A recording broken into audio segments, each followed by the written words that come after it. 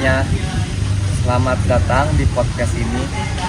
Podcast yang dimana membahas tentang sosial. Dan di sini kami sudah mengundang beberapa narasumber. Kita bisa lihat di sini dari Nama aku Namia Rizky Putri. Nama saya Putri Azhara. Nah, di sini tuh kita akan membahas tentang LGBT. Yang kita tahu LGBT itu merupakan hal yang sangat dilarang oleh agama dan juga hal yang sangat bertentangan dengan perilaku manusia pada umumnya. Nah, aku pengen tahu nih tentang LGBT dalam aspek sosial dan juga agama. Nah, apa itu coba?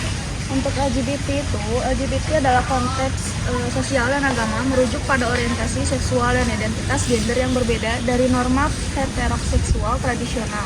L itu mengacu pada lesbian, yaitu perempuan yang tertarik secara seksual kepada sesama perempuan. G mengacu pada gay, yaitu pria yang tertarik secara seksual kepada sesama pria. Lalu ada B mengacu pada biseksual, yaitu individu yang tertarik pada pria dan wanita. Lalu ada T mengacu pada transgender, yaitu individu yang identitas gendernya berbeda dari jenis kelamin yang ditetapkan saat lahir. Dalam pandangan agama, terutama Islam, perbuatan LGBT dianggap sebagai penyimpangan dan fitrah manusia yang telah ditetapkan Allah dan dihukum sebagai dosa besar. Islam mendorong perilaku yang sesuai dengan norma moral yang ditetapkan oleh Allah, termasuk dalam hubungan seksual hanya diperbolehkan dalam pernikahan antara laki-laki dan perempuan. Tadi itu kan membahas tentang ada yang disebutkan itu tentang menyukai satu sama jenis. Nah, atau bisa dibilang homoseksual. Nah, menurut pandangan Islam itu seperti apa sih? Islam itu memandang homoseksualitas sebagai perbuatan yang terlarang dan dosa besar. Hal ini berdasarkan pada kisah Nabi Lut yang memperingatkan kaumnya mengenai perbuatan keji tersebut. Yang disebutkan dalam Al-Quran, homoseksualitas dianggap bertentangan dengan fitrah manusia dan tujuan penciptaan pasangan laki-laki dan perempuan dalam pernikahan yang sah. Meskipun demikian, Islam mengajarkan untuk berbuat baik dan mengajak individu yang terlibat dalam perilaku ini untuk bertaubat dan kembali ke jalan yang benar. Tapi kenapa sampai Allah itu mengutuk tentang homoseksual itu? Terus apa hubungannya juga sama kisah Nabi Lut itu? Allah itu mengutuk perbuatan homoseksualitas dalam kisah Nabi Lut itu kenapa sih? Karena perbuatan tersebut dianggap sebagai pelanggaran terhadap fitrah manusia yang telah diciptakan oleh Allah sebagai pasangan laki-laki dan perempuan. Kaum Nabi Lut alaihissalam terjerumus dalam perilaku tersebut yang juga mencakup kekerasan, kerusakan norma sosial yang mencakup pelanggaran terhadap norma-norma sosial telah ditetapkan. Dalam Al-Quran, perbuatan tersebut digambarkan sebagai kejahatan yang sangat besar dan tercela yang menyebabkan Allah menurunkan azab kepada kaum Lut sebagai bentuk hukuman atas kedurhakaan mereka. Oh gitu. Coba kita ganti materi aja ya, kita ke orientasi seksual ya. Nah, orientasi seksual ini tuh menurut pandangannya itu apa sih? Dalam pandangan Islam, orientasi seksual mengacu pada ketertarikan seseorang terhadap jenis kelamin tertentu. Baik itu laki-laki atau perempuan, Islam mengajarkan bahwa orientasi seksual yang sah dan sesuai dengan fitrah adalah hubungan antara laki-laki dan perempuan dalam pernikahan yang sah. Perilaku homoseksual atau ketertarikan terhadap sesama jenis dianggap tidak sesuai dengan ajaran Islam karena bertentangan dengan tujuan penciptaan manusia dan perintah Allah dalam Al-Quran. Aku penasaran sama tentang unsa ya. Nah, unsa itu kan berhubungan dengan apa yang dinamakannya itu identitas gender. Nah, maksudnya itu kayak apa sih? Unsa dalam Islam merujuk pada individu yang memiliki ciri-ciri fisik campuran antara laki-laki dan perempuan. Identitas gendernya ditentukan melalui pemeriksaan fisik atau medis untuk melihat ciri kelamin yang dominan. Hal ini berbeda dengan LGBT yang berkaitan dengan orientasi seksual atau identitas gender yang tidak sesuai dengan jenis kelamin biologis. Islam mengajarkan untuk menghormati dan memperlakukan individu unsa dengan adil. Kan di Islam itu kan gini ya, kita tuh harus menyukai lawan jenis dan sangat melarang menyukai satu jenis gitu ya. Nah, menurut itunya tuh gimana sih? Jadi pandangan Islam mengenai pernikahan antara laki-laki atau sama perempuan itu kayak gimana gitu? Pernikahan antara laki-laki dan perempuan dalam Islam dipandang sebagai ikatan suci yang bertujuan untuk menciptakan keluarga yang sakinah, mawadah, dan warohmah, damai, penuh kasih sayang. Pernikahan ini dianggap sebagai ibadah yang mendekatkan pasangan kepada Allah dengan kewajiban saling mendukung, menghormati, dan menjaga hak serta kewajiban masing-masing.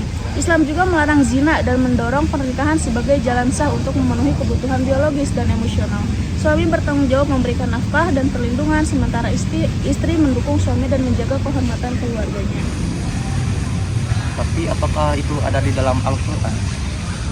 Tentu saja ada. Al-Quran mengajarkan bahwa hubungan yang sah dalam pernikahan adalah antara seorang pria dan seorang wanita yang saling mencintai dan menghormati, yang dilandasi oleh niat untuk hidup bersama dalam kebahagiaan dan kesetiaan. Salah satunya ada perjanjian yang sah, akad nikah. Pernikahan harus dilakukan dengan akad yang sah, yaitu adanya persetujuan antara kedua belah pihak yang jelas dan disaksikan oleh saksi yang sah dalam surat An-Nisa. Disebutkan bahwa pernikahan harus berdasarkan keadilan dan tanpa ada paksaan. Lalu yang kedua ada mahar, mas kawin. Al-Quran mengajarkan bahwa pria wajib memberikan mahar atau mas kawin kepada wanita sebagai tanda keseriusan dan penghormatan. Ini disebutkan dalam surah An-Nisa, berikanlah kepada perempuan yang kamu nikahi mahar mereka sebagai suatu kewajiban. Lalu yang ketiga ada keharmonisan dan saling menghormati. Al-Quran mengajarkan agar pasangan suami istri hidup bersama dengan penuh kasih sayang, saling mengasihi dan menghormati dalam surat Ar-Rum. Allah berfirman, dan di antara tanda-tanda kekuasaannya ialah menciptakan untukmu pasangan hidup dari jenis yang kamu sendiri, supaya kamu merasa tentram kepadanya, dan dia menjadikan di antara kamu rasa kasih sayang. Lalu yang keempat ada kejujuran dan kesetiaan. Hubungan pernikahan yang sah dalam Islam mengutamakan kejujuran dan kesetiaan antara suami dan istri. Keduanya diwajibkan untuk menjaga hak dan kewajiban masing-masing dalam pernikahan seperti yang ditekankan dalam berbagai Al-Quran dan hadis. Lalu yang terakhir ini menjaga kehormatan. Islam juga mengajarkan agar pasangan suami istri menjaga kehormatan dan kesucian hubungan mereka baik secara fisik maupun moral. Dalam surat An-Nur, Allah mengajarkan agar wanita dan pria menjaga pandangan dan auratnya mereka. Agak berat juga. Jadi, Memang panjang ya.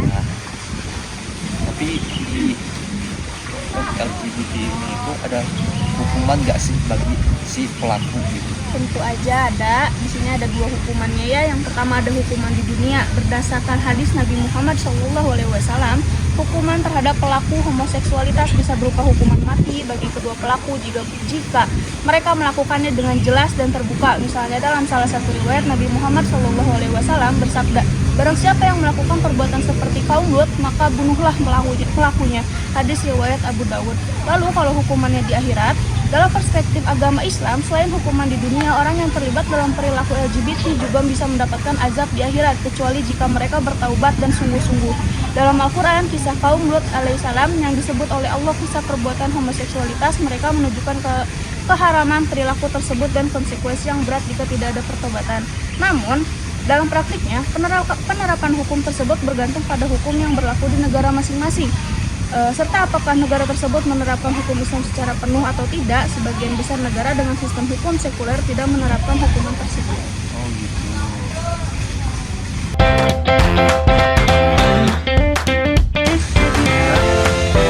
Oke, ke segmen kedua yaitu ke pertanyaan ke narasumber kedua.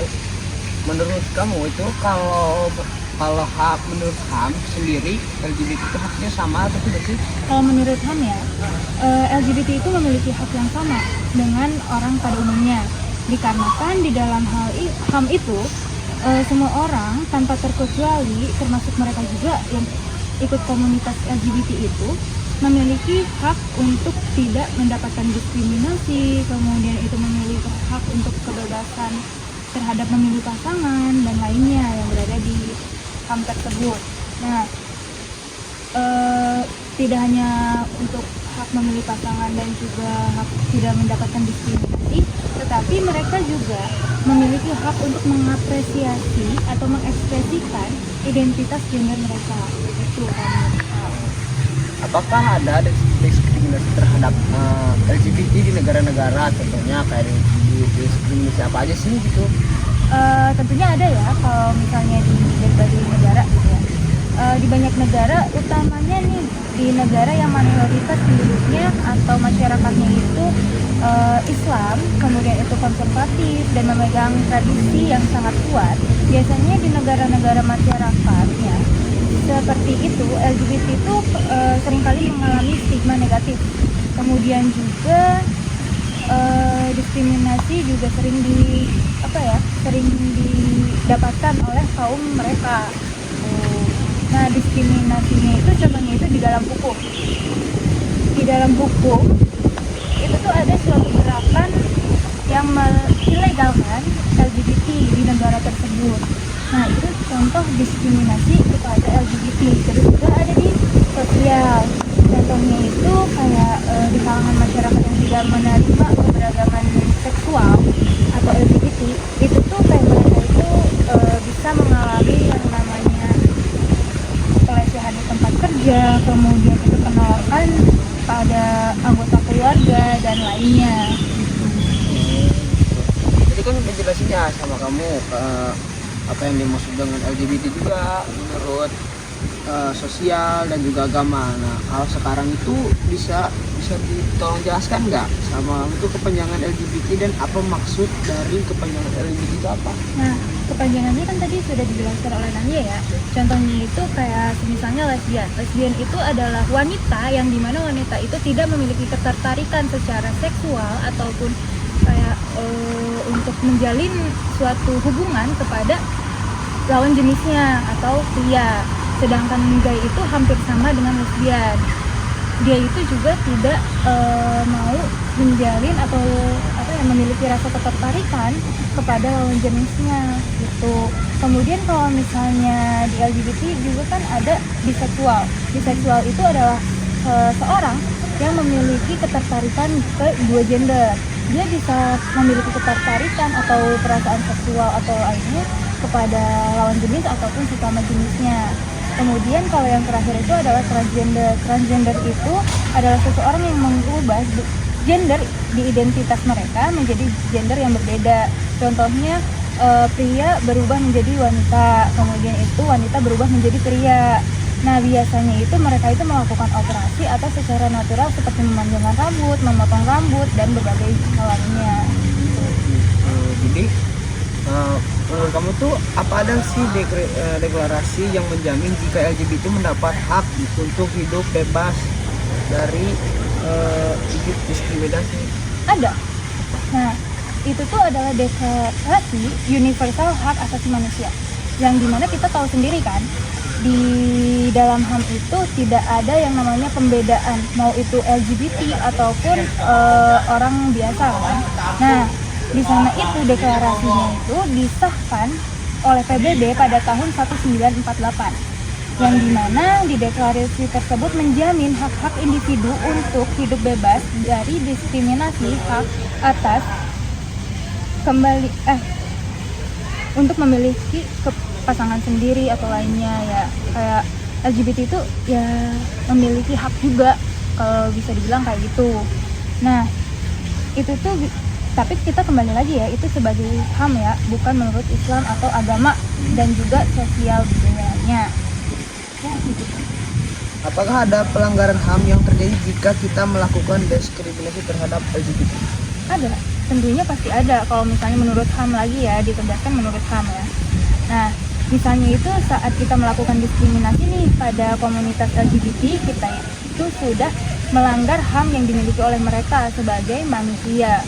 Nah, pelanggaran tersebut adalah pelanggaran hak atas kebebasan, kemudian itu atas ekspresi, terus juga seringkali komunitasnya juga tidak memiliki kebebasan untuk mengekspresikan identitas seksual mereka atau gender mereka, dan juga hak untuk mendapatkan kebebasan dari diskriminasi. Itu contohnya. Bagaimana cara kita menyikapi LGBT dalam konteks HAM? Di dalam konteks HAM, cara kita untuk menyikapi LGBT adalah mempertimbangkan kembali hak-hak yang patutnya mereka terima di dalam HAM tersebut. Contohnya apa? Kebebasan dan kesetaraan yang didapatkan oleh mereka itu kita harus memikirkannya kembali. Kemudian itu tidak melakukan diskriminasi kepada mereka, dan tidak melakukan atau menghindari kekerasan dan juga stigma negatif kepada kaum LGBT. Gitu kalau menurut Ham. Oke, mungkin sekian aja dari kita, dari narasumber juga. Makasih udah datang. Ya, makasih. Dan terima kasih itu aja dari kita. Assalamualaikum warahmatullahi wabarakatuh.